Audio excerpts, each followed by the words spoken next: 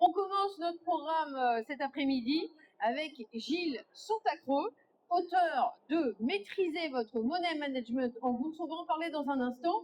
Mais pour ceux qui ne connaîtraient pas encore Gilles Santacreux, on va l'interroger un petit peu sur son parcours. Gilles Santacreux, bonjour. Bonjour. Merci d'être avec nous. Alors, effectivement, ça fait longtemps que vous êtes tombé dans la marmite de la finance. Racontez-nous comment vous êtes devenu un expert avec ces conseils si pertinents sur le trading et l'analyse technique. Alors, je suis actif sur les marchés depuis 2005 où j'ai commencé en fait à développer des systèmes semi-automatisés. Semi-automatisés, ça veut dire on vous envoie des signaux et ensuite on l'exécute manuellement. Et puis, je me suis aussi beaucoup formé à l'analyse technique puisque je n'ai pas eu la chance de faire des études dans ce milieu de la finance. Et par la suite, eh bien, à force d'évoluer, j'ai voulu partager certaines de mes approches, donc en semi-automatique toujours, à partir de 2009. Et j'ai donc décidé de créer un site internet sur lequel je partage donc ma vision du trading, mais aussi des analyses techniques que je partage tous les jours. Alors, c'est boursicoté.com, hein, c'est ça? C'est ça, le site boursicoté.com. Il y a une chaîne YouTube sur laquelle tous les jours apparaissent des analyses de marché que je partage gratuitement. Je précise que vous retrouvez cette interview, si jamais vous n'avez pas tout entendu avec le bruit, il y a beaucoup de monde sur le salon AT, sur la chaîne de TV Finance, la chaîne YouTube, dès la semaine prochaine. Alors, effectivement, on parle beaucoup d'IA en ce moment, de stratégie, mais vous dites le vrai combat, c'est le money management. Qu'est-ce que vous voulez dire par là? J'ai souvent tendance à dire que dans le trading, il y a plusieurs secteurs qui s'affrontent. Vous avez l'analyse fondamentale, donc qui est faite en général par des économistes ou par des professionnels de marché, qui vous dit quoi acheter. Ensuite, vous avez l'analyse technique, qui donc se base sur l'étude graphique qui nous dit que en fait toutes les informations sont dans le cours, et donc dans le graphique, on doit pouvoir normalement avoir accès à toutes les informations disponibles. L'analyse technique vous dit quand acheter. Le money management, en fait, c'est celui qui va vous permettre de calibrer vos positions, de gérer vos risques, d'optimiser vos performances. Et donc, là où le fondamental dit quoi, l'analyse technique dit quand, le money management dit comment et combien. Mais vous dites, vous, c'est une compétence critique parce que les gens se perdent. Ils ont des infos d'un peu partout, des conseils, des tutos dans tous les sens. Vous, effectivement, on l'a compris, il y a un parcours éprouvé, une vraie expérience, une vraie analyse. Et dans quelle mesure le money management, c'est une compétence critique? C'est central. Dans la théorie du trading, même avec une stratégie qui est théoriquement rentable, si vous l'appliquez avec un money management, eh ben en fait, vous pouvez perdre de l'argent, voire même perdre l'intégralité de votre capital. C'est une question de survie, c'est-à-dire que le money management, c'est pas une option. C'est un élément que tout le monde devrait connaître avant même de se lancer en trading. Et c'est d'ailleurs un petit peu sur ce sujet que se perdent beaucoup d'investisseurs particuliers, car ils appliquent des approches qui ont des taux de réussite importants, qui ont des ratios gain-perte importants. Mais si vous n'avez pas la structure du money management qui globalise un petit peu cette approche, eh bien en fait, vous avez en réalité très peu de chances de gagner sur les marchés. C'est d'ailleurs ce que démontre une étude de l'AMF, que l'AMF a faite il y a quelques années, qui montre que dans le monde des particuliers, presque 90% des traders perdent de l'argent sur une période de 5 ans. Oui, vous l'expliquez très bien dans le livre qui vient de sortir. Regardez, c'est une masse, un must plutôt. Maîtriser votre money management en bourse. Vous pourrez vous le faire dédicacer, bien évidemment, par l'auteur qui est avec nous. Et vous le dites, c'est pas pour faire peur aux gens. Si on dit qu'il y a 90% des gens qui peuvent perdre de l'argent, nous on s'intéresse. Vous faites partie des 10% qui gagnent. Ça demande quoi? Est-ce qu'il faut être derrière son écran toute la journée? Il faut faire quoi? Tout dépend le type d'approche que vous souhaitez, sur lesquelles vous souhaitez opérer. Moi, personnellement, depuis 2013, j'ai totalement basculé sur une gestion algorithmique. Alors, pourquoi l'algorithmique? Tout simplement pour justement pouvoir diversifier un peu plus, pour pouvoir agir sur plus d'actifs. Et surtout parce que dans l'algorithme, en fait, j'ai intégré mes principes de money management, donc ceux que j'explique dans ce livre. Et quelque part, c'est à partir de ce moment-là, quand j'ai intégré ce money management à mes approches, que mes performances ont vraiment décollé. C'est-à-dire qu'avant, j'arrivais effectivement à gagner un peu d'argent, Mais le fait d'automatiser son money management, quand j'ai vu en fait la différence en termes de performance, c'est là que j'ai compris que c'était central. J'ai cherché à cette époque un livre en français qui traitait du sujet d'une manière globale. Je ne l'ai pas trouvé. Tout ce que j'ai trouvé, en fait, c'était du côté des US, où on trouve effectivement, il y a notamment Van Tarp qui a un manuel de référence, mais en France, rien du tout. Donc je me suis dit, ben, pourquoi pas l'écrire? Et effectivement, c'est quelque chose qui est central, sans lequel on a très très peu de probabilité de réussite. Voilà, ça n'existait pas, il l'a fait lui-même, bravo. Alors, vous parlez effectivement d'automatisation, c'est très intéressant, on pourra développer, mais il y a toute une dimension psychologique en bourse, en finance, et vous en parlez dans le livre. Vous voulez bien développer un petit peu là-dessus la psychologie. Il y a des biais cognitifs, on s'en rend même pas compte, mais on est influencé. Mais le but, c'est rechercher la performance. Est-ce qu'il faut suivre ces biais, les surmonter, les gérer? Alors, les biais, on en a tous. Ce qu'il faut savoir, c'est que ces biais, en général, lorsqu'ils sont trop présents dans votre approche, ils vont détruire de la performance. C'est-à-dire qu'une stratégie, encore une fois, mal appliquée, une stratégie rentable mal appliquée, eh bien, elle peut nous rendre perdants. Pourquoi? Parce que nous sommes faits, nous sommes l'équivalent de l'homme de Néandertal qui, pour principal de ses ressources intellectuelles, était lié à la survie. Et donc, je fais un parallèle et j'explique comment le stress peut avoir justement un impact sur vos performances. En général, le stress vous fait faire tout et n'importe quoi en trading. C'est-à-dire que quand vous êtes dans des phases de stress trop fortes, mais aussi trop basses, en fait, vous avez des mécanismes dans votre cerveau qui vous empêchent de faire de la performance. Le but du money management, ça va être justement de cadrer votre risque pour ne pas vous faire entrer dans cette zone rouge. En empêchant de rentrer dans cette zone rouge, vous allez toujours prendre des décisions plutôt éclairées qui vont vous aider à optimiser vos performances. Un exemple, lorsque ça je pense que tout le monde l'a connu, vous avez une position et vous avez une perte qui commence à se creuser. Vous avez plusieurs types de réactions. Première réaction, la fuite. Vous fermez votre ordinateur, vous allez faire autre chose, vous ne voulez plus voir cette position. C'est une réaction totalement naturelle que vous pouvez avoir, par exemple, par rapport à un danger immédiat, vous essayez de vous soustraire au danger. Ou alors vous avez la lutte. Vous vous dites, le marché a tort, j'ai raison dans ma décision, donc j'en remets. Parce que je suis sûr d'avoir raison face au marché. Et vous avez l'évitement, qui ressemble un petit peu à la fuite, où en gros, par rapport au danger, vous vous dites, finalement ça va bien se retourner, vous attendez, et finalement, une position, on sait, qui commence à s'enfoncer, plus elle va vous enfoncer, plus elle va vous ancrer dans ses biais, et plus elle risque de provoquer votre perte. Il est passionnant votre livre parce qu'il y a à la fois de la théorie, on sent bien que vous en avez sous le pied avec vous toute votre expérience, votre professionnalisme, mais il y a des exemples aussi. Alors, on voit des exemples, vous citez des stratégies contrariantes, puis vous citez des stratégies de suivi, et c'est vrai que personnellement, on est parfois partagé. À quel moment, et bon, il y a quand même une tendance, on suit la tendance, à quel moment on va être contrariant? On peut, dans une même journée, selon les actifs, on peut varier les approches? Alors, la première chose déjà qu'il faut savoir, c'est que des erreurs de money management ne sont pas réservées aux particuliers. Je donne plusieurs exemples dans ce livre de sociétés de gestion qui ont perdu plusieurs milliards d'euros ou d'autres monnaies d'ailleurs, et même pour certains qui ont fermé. Il y a des exemples dans le livre qui montrent en fait que certaines boîtes de professionnels font aussi des erreurs. Donc, arrêtez, vous allez leur faire peur à force de parler des pertes. On vient à la deuxième partie, là, les gars. justement, le but est de s'appuyer sur ces expériences de perte pour essayer de ne pas reproduire ces mêmes schémas. Ensuite, j'explique comment un même money management peut être différent appliqué sur diverses stratégies. Effectivement, il y en a qui font du scalping, il y en a qui font du day trading, il y en a qui font du swing trading. Le money management ne va pas être équivalent sur toutes ces stratégies. Je montre aussi comment une stratégie théoriquement rentable, c'est d'ailleurs l'objet de la conférence que je donnerai à 17h sur le money management, où je montre que malgré un win rate, c'est-à-dire un taux de réussite et un risk-reward ratio qui normalement nous donne une stratégie rentable, eh bien, si elle est mal appliquée avec un mauvais management et une exécution et une exposition mal calibrée, eh ben, en fait, elle va vous faire perdre de l'argent si vous vous exposez trop, mais elle va vous éviter d'en gagner si vous ne vous exposez pas assez. Il y a également la règle des 1%, des 2%. On va pas dévoiler bien sûr tout le livre parce que c'est une telle somme. C'est vraiment une valeur ajoutée extraordinaire. pour les professionnels, les experts que vous êtes, quel que soit votre niveau. Mais quand même, pour leur donner un petit aperçu, c'est quoi cette règle des 1%, des 2% que j'ai vu dans le livre? Alors, la règle des 1%, des 2%, c'est une règle effectivement qui est très connue sur les marchés.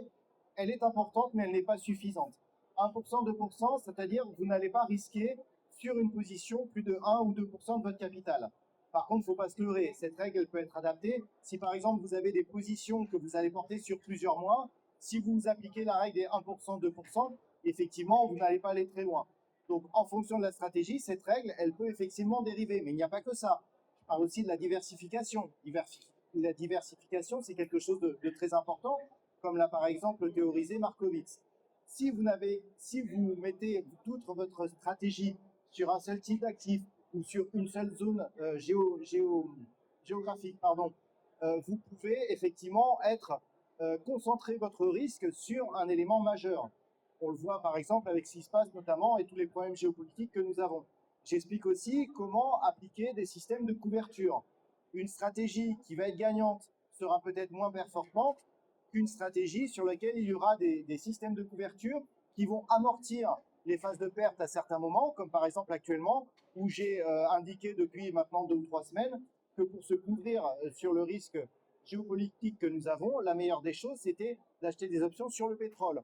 On le voit très bien actuellement, le pétrole monte, les indices baissent. Si vous avez un portefeuille qui est basé sur des actions et donc qui baisse en ce moment, le fait d'avoir acheté un peu de pétrole peut vous permettre de garder votre portefeuille en amortissant vos pertes en achetant par exemple du pétrole. Donc la couverture, c'est quelque chose qu'il faut appliquer. Ça fait aussi partie du money management. On ne s'expose pas de la même manière si on a une stratégie couverte ou alors si on est totalement directionnel au marché. Alors j'aime bien parce que vous gardez le sourire, mais on est quand même dans une configuration de conjoncture géopolitique totalement inédite.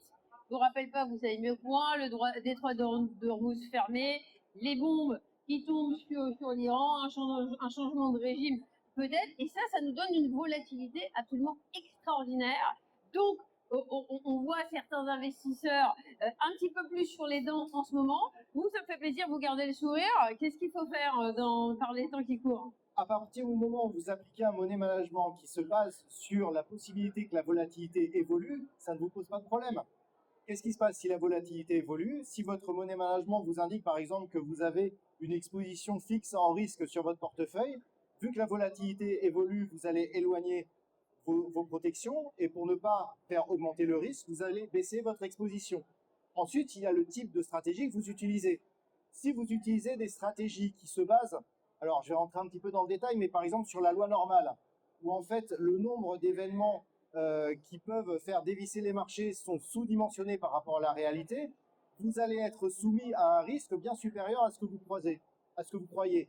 Au contraire, le but, c'est de montrer en utilisant des stratégies dites antifragiles, eh bien, vous allez, lorsqu'il va y avoir des phases de volatilité qui sont donc plus importantes que la moyenne, eh bien, arriver à tirer votre épingle du jeu, voire même à surperformer le marché. C'est la théorie de l'antifragilité développée par Nassim Taleb.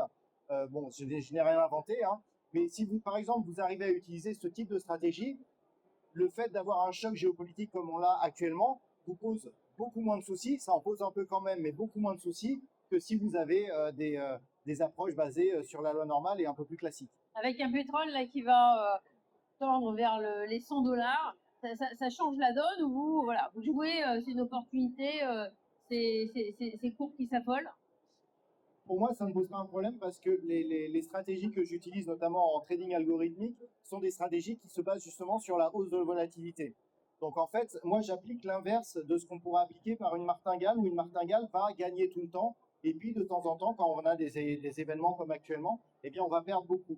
Moi je fais l'inverse, c'est-à-dire qu'en phase normale, je vais gagner un tout petit peu ou je vais perdre un tout petit peu. Par contre, effectivement, quand des mouvements comme ceux qui sont actuellement surviennent, eh bien, j'ai des algorithmes qui vont capter cette volatilité avec un bon money management appliqué et qui vont me permettre justement, par rapport à d'autres stratégies qui sont basées sur des suivis de portefeuille ou des stratégies plus directionnelles, ça va me permettre en fait d'avoir cette diversification qui finalement va me permettre de continuer à faire de la performance. Vous parlez de money management en trading algorithmique. Rassurez-moi, est-ce qu'il faut avoir fait une agrégation de mathématiques pour comprendre et suivre vos méthodes et investir avec performance sur les marchés, ou il n'y a pas besoin d'avoir un PhD? Alors, le trading algorithmique, ça peut être accessible effectivement à tout le monde.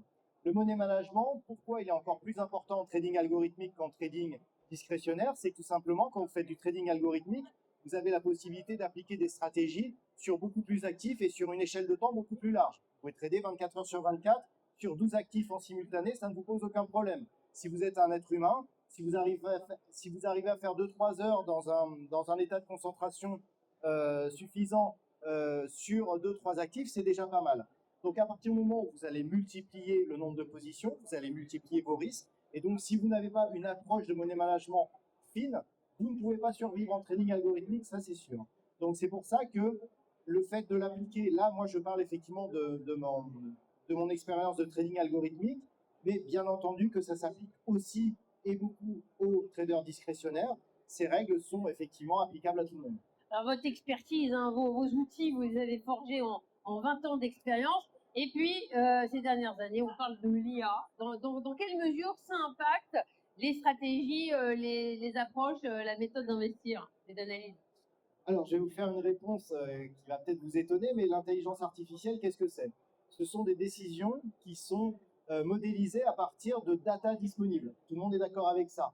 Les data disponibles, qu'est-ce que c'est? Ça va être des gens qui diffusent des signaux sur Internet ou en général sur Internet. Si on considère, d'après une étude de l'AMF, que 90% des gens sont perdants dans le trading en termes de particuliers, est-ce que vous pensez qu'une intelligence artificielle qui va se servir de ces données pour vous donner des signaux de stratégie va être plus performante que la moyenne des données? Ce qu'il faut savoir, c'est que moi, j'ai eu l'occasion de louer des stratégies et des algorithmes à des professionnels, à des sociétés de gestion. Aucune société de gestion ne diffuse ces signaux sur Internet. Eux, ils ont des stratégies gagnantes. Et encore, j'en ai vu qui perdaient de l'argent. C'est-à-dire une société de gestion n'est elle-même pas capable de gagner tout le temps de l'argent. Malgré tout, elles arrivent à en gagner la plupart du temps. Et aucune d'elles, d'ailleurs, c'est une des premières choses qu'on m'a demandé quand j'ai mis à disposition mes algorithmes à des sociétés de gestion. À l'époque, je diffusais mon track record en temps réel pour montrer que mon système était efficient.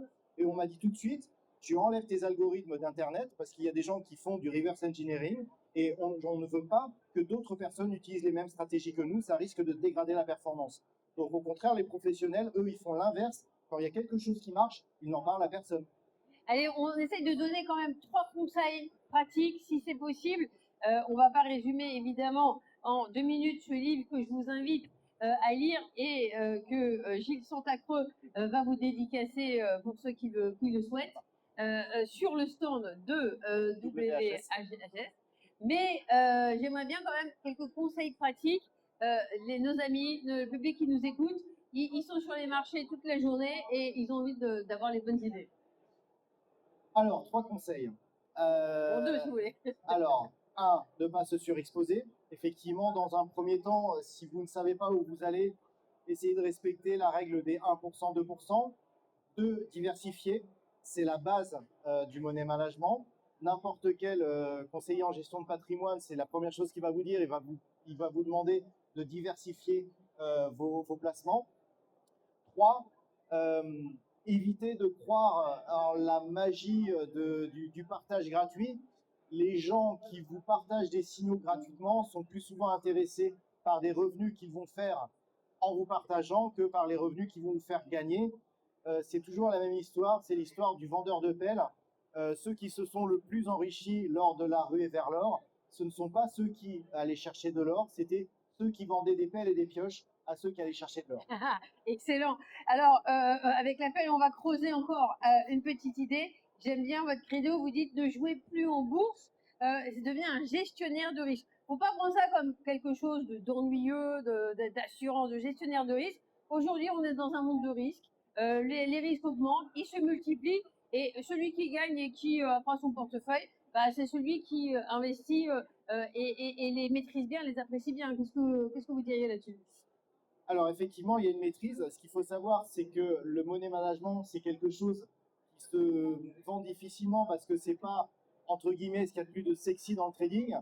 on est dans une phase maintenant où on a énormément de plateformes de trading qui s'apparentent plus à du gambling qu'à un réel investissement. Ce qu'il faut savoir, c'est que au niveau de vos capacités cognitives, le gambling ne peut pas vous faire gagner en performance. C'est-à-dire que c'est basé sur le principe de la dopamine. C'est-à-dire que vous allez rechercher la récompense immédiate en prenant des signaux.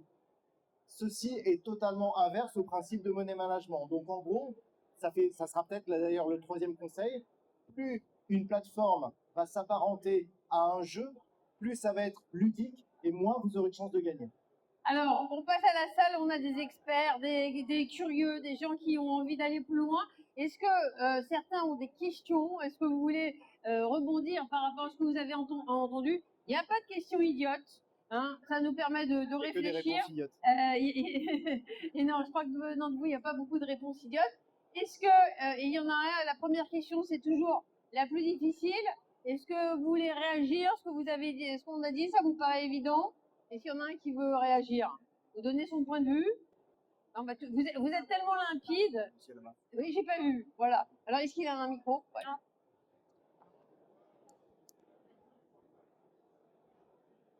Oui, merci, c'est très ludique la présentation. Par rapport à Léa, justement, vous avez parlé qu'il y a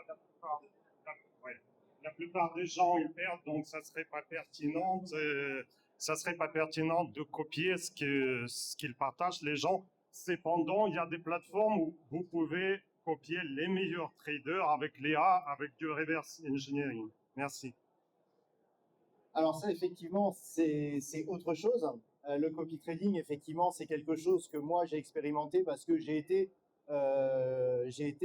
fourni des signaux entre 2015 et 2019. Donc c'était à cette époque où je présentais mes résultats en temps réel. En 2019, donc j'ai travaillé avec une société de gestion, donc c'est pour ça que j'ai arrêté.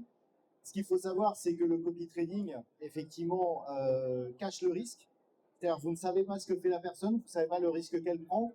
Bien souvent, les stratégies qui sont les plus faciles à vendre sont celles qui sont les plus risquées. Ce que recherchent la plupart des investisseurs particuliers pour avoir de la performance et la régularité. Les courbes qui donnent le plus de régularité, qui sont bien droites comme ça et qui montent d'une manière linéaire, ce sont des martingales. Ce sont les stratégies les plus risquées. De plus, vous ne savez pas ce qu'il y a dans la stratégie. C'est-à-dire que du jour au lendemain, la stratégie peut tout perdre. Et vous n'avez aucun recours à part d'avoir mis un stop sur la performance. Mais le stop, en général, se fait toujours sur la négative. Ensuite, il y a les problèmes techniques, c'est-à-dire vous avez toujours un différentiel d'exécution entre le fournisseur de signaux, qui a en général un broker qui a été optimisé, et qui est sur peut-être un serveur ou un VPS, qui a lui optimisé son exécution pour avoir les meilleures performances possibles. Vous allez passer par une plateforme qui va vous provoquer du copy trading avec une latence, le temps que le signal soit partagé, que le signal soit répliqué chez un autre broker qui n'a peut-être pas les mêmes conditions de trading, une latence supplémentaire et un spread plus large. Il m'est arrivé, moi, quand j'avais des followers, donc des gens qui suivaient mon signal, moi j'avais de la performance quasiment tous les mois et tous les ans, en tout cas j'étais rentable avec des performances à 2 chiffres tous les ans. Eh bien, il y avait des gens qui arrivaient à être perdants avec ce même signal. C'est aussi une des raisons qui m'a fait arrêter, c'est que c'est là aussi je me suis rendu compte que ceux qui s'enrichissaient le plus, c'était la plateforme qui mettait en place le copy trading. Merci. Ah, monsieur veut réagir.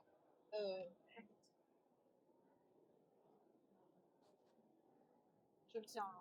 Oui, est-ce que vous pouvez réexpliquer pourquoi il ne faut pas diffuser une stratégie qui marche sur Internet?